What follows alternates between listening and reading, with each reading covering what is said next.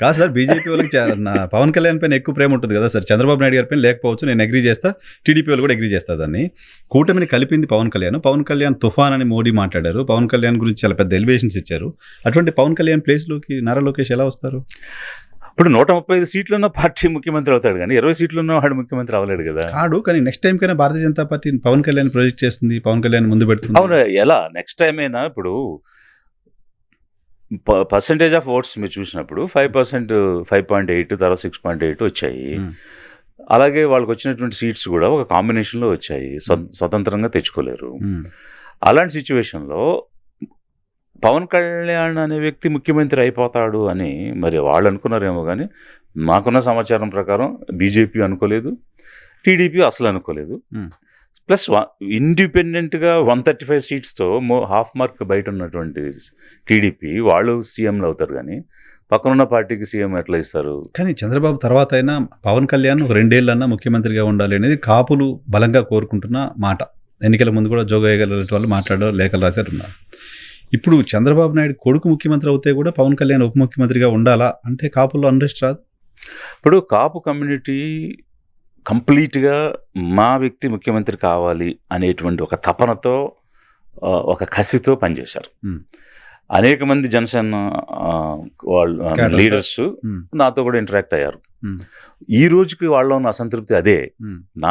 మా నాయకుడు ముఖ్యమంత్రి అవుతాడని మేము కష్టపడి పనిచేస్తే 15 సంవత్సరాలు ఆ పార్టీ ఉంటుంది, వాళ్ళే ముఖ్యమంత్రిగా ఉంటారని ఇతను చెప్తాడేంటి? ఇక ఇలాంటప్పుడు మేము అక్కడ ఎందుకు ఉండాలి, దేనికోసం ఉండాలి, మేము అంటే మా కళ నెరవేరదు అని క్లారిటీ వచ్చేసినాక మాకెందుకు ఈ పార్టీ అనే భావన భయంకరమైన చర్చ జరుగుతుంది జనసేనలో. చాలామంది బయటకు వచ్చేయడానికి కూడా సిద్ధంగా ఉన్నటువంటి పరిస్థితి ఉంది. సో ఇన్ని రకాలైనటువంటి విషయాలు, సమాచారాలు మనకి తెలుస్తూ ఉన్నాయి. ఈ క్రమంలో భాగంగా లోకేష్ అనే వ్యక్తి ప్రధానమంత్రితో సరే అక్కడ జరిగినటువంటి సంభాషణ మాటల గురించి నేను బయట చెప్పను, బట్ ఒక సయోధ్య అనేది జరిగింది, క్లియరెన్స్ అనేది ఇచ్చారు. ఆ క్లియరెన్స్ ఇచ్చిన తర్వాత మీరు జరిగిన సీక్వెన్స్ ఆఫ్ మీటింగ్స్ చూస్తే how much preference he's giving to Lokesh అనేది మీకు అర్థమవుతుంది. డెఫినెట్గా అది కనపడుతుంది. డయాసుల్లో పవన్ కళ్యాణ్ కూడా పక్కన పెట్టి లోకేష్ని మోదీ దగ్గర తీసుకోవడం, ఆ క్లోజ్నెస్ కనపడుతుంది, తెలుస్తుంది గతంలో ఎప్పుడు లేనిది. సో పవన్ కళ్యాణ్ ఒప్పుకుంటాడా సార్ లోకేష్ని సీఎం చేస్తే, as far your idea? First of all ఒప్పుకోవాల్సిన అవసరం ఏముంది, ఆయన ఎందుకు ఒప్పుకోవాలి, అది ఫండమెంటల్ పాయింట్. రెండోది ఏంటంటే, ఇప్పుడు ఈయనకైనా నేను విశ్వగురువు, దేవుడు దూత అని పిఎం చెప్పుకుంటున్నాడు. ఆయన నా గురువు అని ఈయన చెప్పుకుంటున్నాడు. మరి గురువు తీసుకున్న నిర్ణయాన్ని శిష్యుడు అంటే కాదంటాడు. ఆయన ఒప్పుకోవాలి. ఎందుకు ఒప్పుకోవాలంటే ఈ 2 పార్టీలని కలిపేలా ఒప్పించింది ఆయన కాబట్టి ఇప్పుడు ఆయన ఒప్పుకోవాల్సిన అవసరం ఉంటుందా అని. అసలు ఆయన ఒప్పుకుంటాడా లేదా అనే డిస్కషనే ఆయనకి రాదు అనేది నా పవన్ కళ్యాణ్ ఒప్పుకుంటాడా లేదా అనేది చర్చే కాదు అనేది నా పాయింట్. మోర్ ఓవర్, ఒకవేళ ఇతనికి ఏమైనా చిన్న ఇబ్బంది ఉన్నా, when PM taken a decision, he cannot agree. He has no choice but to accept. అనేది other side of the system. So ఈ పారామీటర్స్లో ఇన్ని రకాలైనటువంటి కాంబినేషన్ జరుగుతూ ఉన్నాయి. సో మరి ఇప్పుడు చంద్రబాబు నాయుడు గారు ఏం చేస్తారు? ఆ చర్చ కూడా ఏం జరగలేదా? ఉంది, అది కూడా ఉంది. రాష్ట్రపతి ఉంది, ఇంకా చాలా ఉంది. అలా అనుకుంటే రాష్ట్రపతి ఎవరు అవుతారు అనేది కూడా ఉంది.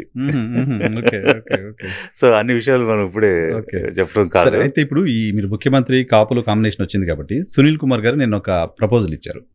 కాపులు దళితులు కలిస్తే కాంబినేషన్ బాగుంటుంది, కాపులు ముఖ్యమంత్రి కావాలి, దళితులు ఉప ముఖ్యమంత్రి కావాలి అని ఒక కమెంట్ చేశారు. దానిపై రాజకీయంగా కూడా చాలా ఇష్యూస్ నడుస్తుంది.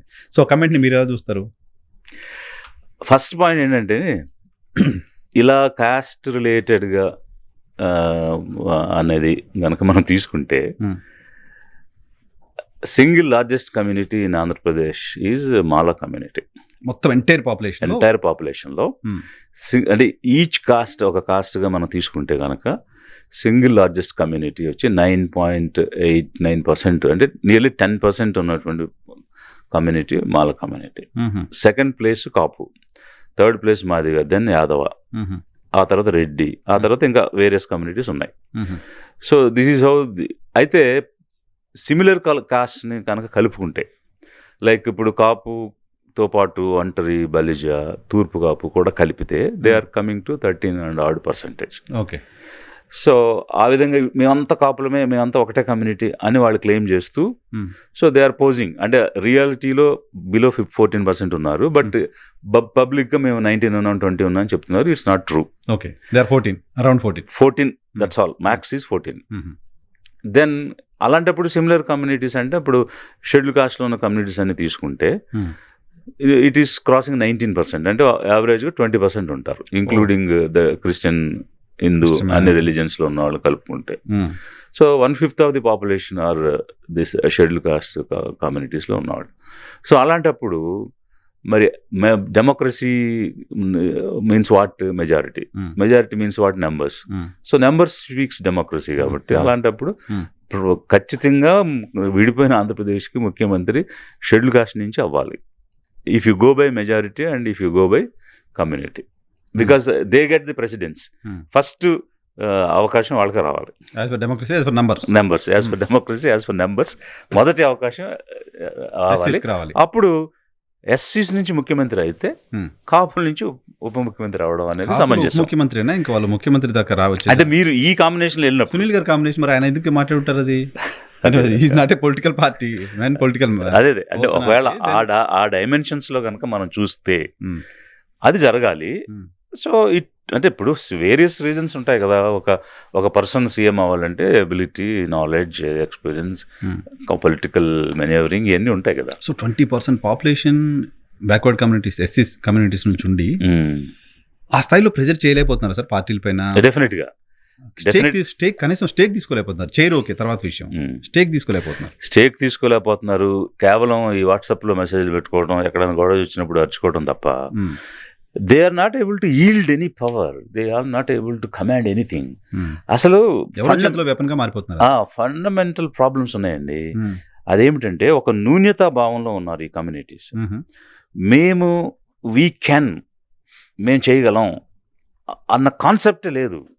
ఆ పారాడైమ్ షిఫ్ట్, ఆ థాట్ ప్రాసెస్లోకి రాలేకపోతున్నారు సార్. ఇప్పుడు మన దక్షిణ భారతదేశంలో కాస్త అడ్వాన్స్గా ఉంటామని పేరు కదా. ఉత్తర భారతదేశంలో, ఉత్తరప్రదేశ్ లాంటి చోట్ల ఎప్పుడో 30 ఏళ్ల క్రితం ఆ చైతన్యం వచ్చింది. మన దగ్గర ఇప్పటికీ రాకపోవడానికి రీజన్ ఏంటి? It's purely we have to go in to the history. తరతరాలుగా 90% అంటే 80% మంది శూద్రుల్ని, 50% మంది మహిళల్ని బానిసలుగా పెట్టింది సమాజం. అది ఎన్ని సంవత్సరాలు? ఇంచుమించు 2000 సంవత్సరాలు. సో అంటే ఎన్ని జనరేషన్స్ మారిపోయి ఉంటుంది.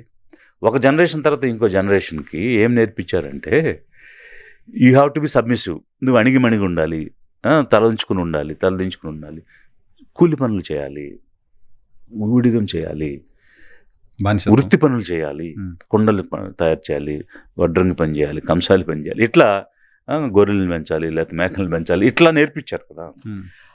ఒకవేళ కొత్త జనరేషన్ క్వశ్చన్ చేస్తుంది, ఇంట్లో కూడా క్వశ్చన్ చేస్తుంది. ఎవడో వచ్చి అరే ఇప్పుడు 18 సంవత్సరాలు వచ్చి అరే అని పిలిచినప్పుడు ఏంటి నన్ను ఆడేవాడు దాంట్లో పిలుస్తాడు నిన్న అంటే ఆ తండ్రి ఏం చెప్తాడు? అయ్యా నువ్వు అలా అనకూడదు, వాళ్ళు ఎదిరించకూడదు, వాళ్ళు అంటారు మనం పడాలి, వాళ్ళు అనేవాళ్ళు మనం పడేవాళ్ళు అనేటువంటిది నేర్పించారు. అది తెలియకుండా కల్చర్లో ఎంబైబ్ అయిపోయి ఆ క్వశ్చనింగ్ అనేది, రిటాలియేషన్ అనేది, రెవల్యూషన్ అనేది సప్రెస్ అయిపోయింది. దాన్ని తిరిగి లేవనెత్తి we are all human beings, we have similar abilities and similar intelligence, మనం కూడా చేయగలం, వీ క్యాన్ అన్నది నేర్పించాలని లిబరేషన్ కాంగ్రెస్ ద్వారా విశ్వ ప్రయత్నం చేస్తున్నాను నేను. నా పాయింట్ ఏంటంటే యూపీ మోస్ట్ బ్యాక్వర్డ్, వాళ్ళలో అంత చేతిన అప్పుడు అక్కడ కూడా ఉంది కదా, అక్కడ బ్రాహ్మణ. అంటే ఏమైంది, అక్కడ కన్సాలిడేషన్ ఆఫ్ ఓట్స్ జరిగింది. సో ఫైనలీ వీటన్నిటికీ ఆన్సర్ ఏంటి? Vote consolidation. ఓటు వేస్తేనే పరిష్కారం.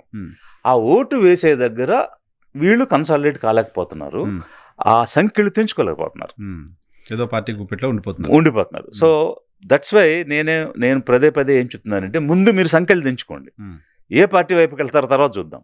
ముందు ఈ పెత్తందారుల పార్టీల నుంచి మీ సంఖ్యలు తెంచుకోండి. మిమ్మల్ని ఎవరైతే ఏలుతున్నారో, మిమ్మల్ని ఎవరైతే అణిచివేత చేస్తున్నారో, అప్రెస్ చేస్తున్నారో వాళ్ళకి ఓట్లేసి మళ్ళీ వాళ్ళతో అప్రెస్ చేయించుకోవద్దు. ఈ 8 yearsగా వాళ్ళకి ఓటేసి వాళ్ళతోనే మీరు అణిచివేత చేయించుకుంటున్నారు కదా. ముందు తొక్కండి బాబు అని మనమే అవకాశం ఇస్తున్నాం. నువ్వు అధికారం ఇచ్చి కూర్చోబెట్టి మళ్ళీ వాటితో తొక్కించుకుంటున్నాం. దాన్ని బ్రేక్ చేయండి ఫస్ట్. ఏ పార్టీకి వేస్తారు తర్వాత చూద్దాం అనేటువంటిదే I'm giving awareness. Okay. So అందువల్ల మీరు అన్నటువంటి క్వశ్చన్, ఎందుకు ఇంత 20% ఉండి కూడా వాళ్ళు సాధించలేకపోతున్నారంటే కన్సాలిడేట్ కాలేకపోవటం, ఆ బంధం నుంచి విడిలేకపోవటం. అది జరిగిన రోజు డెఫినెట్గా ఇట్ ఈస్ పాసిబుల్. సో దీంతో పాటు ఇంకొంచెం అదర్ బ్యాక్వర్డ్ కమ్యూనిటీస్ ఉన్నాయి. ఈ బ్యాక్వర్డ్ పర్టికులర్గా యాదవ్ కమ్యూనిటీ మేజర్ కమ్యూనిటీ, దాని తర్వాత గౌడ ఈడిగా శెట్టి బల్జన్ అదొక గ్రూప్, ఈ తర్వాత పద్మశాలి, ఇట్లా 3-4 బ్యాక్వర్డ్ కమ్యూనిటీస్లో 6 to 4% మధ్య ఉన్న వాళ్ళు ఉన్నారు. సో ఇక రిమైనింగ్ అన్ని చోట్ల ఉండే అన్ని కమ్యూనిటీస్ ఉన్నాయి. ఇక్కడ ఇంకోటి కూడా ఏంటంటే ఇంతవరకు రిప్రజెంట్ కాని కమ్యూనిటీస్ చాలా ఉన్నాయి ఏపీలో. ఆ అన్ఫార్చునేట్ని కూడా ఫార్చునేట్ చేయాలి లిబరేషన్ కాంగ్రెస్ పార్టీ ద్వారా. తెలంగాణ కాస్త కొన్ని కమ్యూనిటీస్కి వచ్చింది, అటువంటి బ్యాక్వర్డ్ కమ్యూనిటీస్ కూడా కాస్త పర్వాలేదు, అక్కడెక్కడ ఉన్నారు. ఏపీలో లేదు. సో అందువల్ల ఒకవేళ నిజంగా ఈ ప్రాతిపదికన జరిగితే ముఖ్యమంత్రి డెఫినెట్గా షెడ్యూల్ కాస్ట్ కమ్యూనిటీ నుంచి అవ్వాలి. సో మీరు సునీల్ గారి స్టేట్మెంట్ని కాంట్రాడిక్ట్ చేస్తున్నారు. అంటే కాంట్రాడిక్ట్ చేయడం అంటే అతను ఏ సందర్భంలో ఏ ఉద్దేశంతో అయితే మాట్లాడాడో తెలియదు. బట్ నేను మాట్లాడేది with backup of statistics. Okay.